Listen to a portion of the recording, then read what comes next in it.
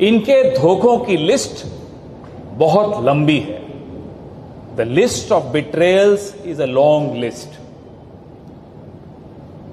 और जो ऊंची आवाज में बार बार झूठ बोलने की जरूरत प्रधानमंत्री तक को पड़ गई, तो आप समझ लीजिए कि ये भी जानते हैं कि इन्होंने कितने धोखे दिए।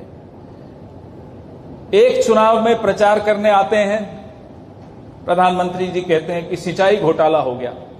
दूसरे चुनाव में जिस पर आरोप लगाया सिंचाई घोटाले का, उसी को अपने साथ बैठा लेते हैं।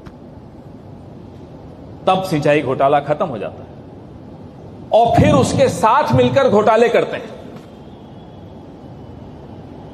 इसलिए इसको खोखेबाज सरकार, इसको धोखेबाज सरकार कहा जा रहा है।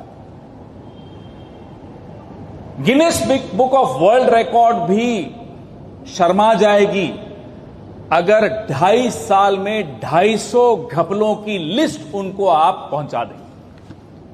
इतने कम समय में इतने घपले, इतना करप्शन, इतना भ्रष्टाचार किसी सरकार ने नहीं किया जितना इस खोखेबाज सरकार ने, इस धोखेबाज सरकार ने किया।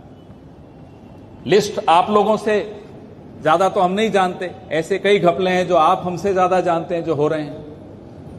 लेकिन अब आप देखिए, पुणे रिंग रोड घोटाला, समृद्धि महामार्ग घोटाला, जलयुक्त शिवार घोटाला, छत्रपति शिवाजी महाराज की प्रतिमा में घोटाला, धारावी रीडेवलपमेंट घोटाला, कुछ लिस्ट में पढ़ रहा हूं, सारी नहीं पढ़ रहा।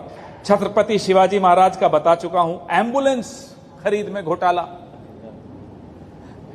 ऐसा लगता है कि महायुति वालों ने सिर्फ एक काम के लिए सरकार बनाई थी कि इतना इन्वेस्ट किया है, इससे 100 गुना ज्यादा वापस लूट के ले जाना है। वो जो खोखे खर्च किए थे उससे कहीं कहीं 100 क्या 200 क्या 1000 गुना ज्यादा भी अगर हम कहेंगे तो कमी नहीं होगी। इतना वो लोग लूट के ले जा रहे हैं। नुकसान किसको हुआ?